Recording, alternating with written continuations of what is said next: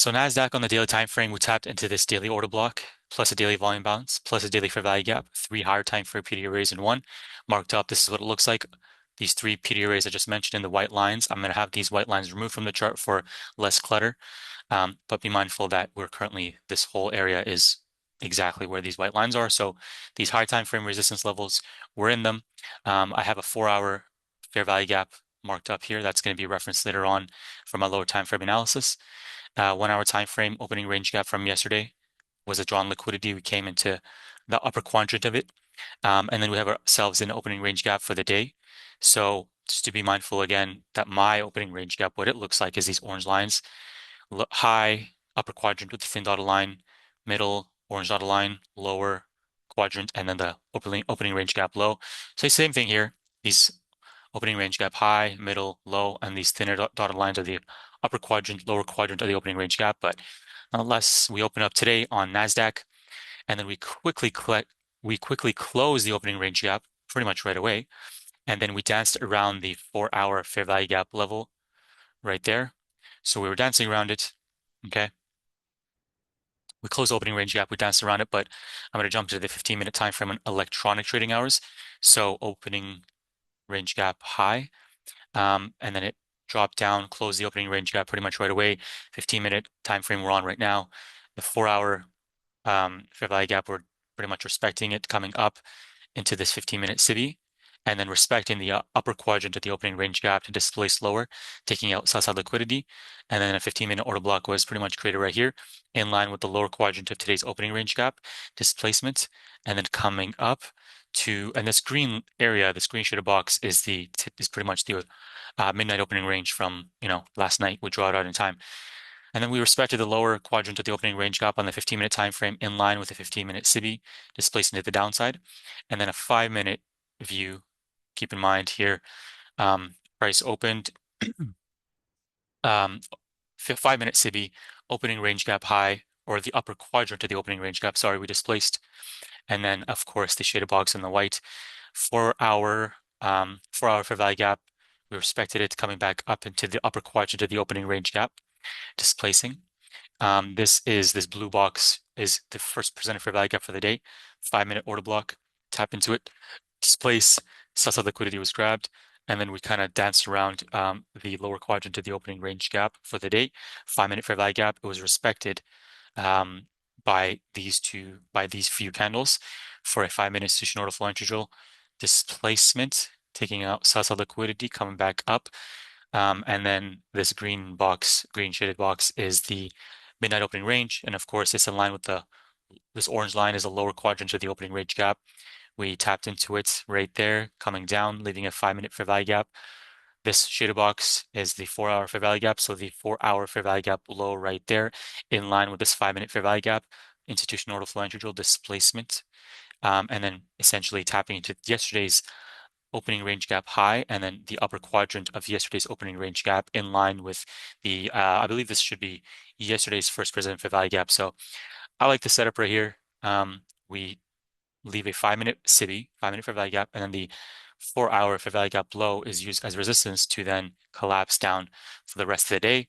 1-minute time frame is pretty straightforward. We opened, and then we dropped pretty much quickly right away, coming into the consequent encroachment of the opening range gap for the day. The upper quadrant of the opening range gap, look at how price respected that with the bodies, and then we displaced down here. 4 hour fair value gap low with the lower part of the shaded box coming back up, and then 1-minute CB. There you go. That's kind of some respect of it right there. And then we kind of did some, buy side liquidity was built. I'm going to remove the midnight opening range, but we have a 1-minute silver bullet right there, fair value gap. Okay. So sell side liquidity was grabbed, break above market structure, 1-minute fair value gap, institutional order flow entry drills, ICT silver bullet coming up. And then this silver bullet is in line with today's opening range gap low, coming up into the upper quadrant of the opening range gap.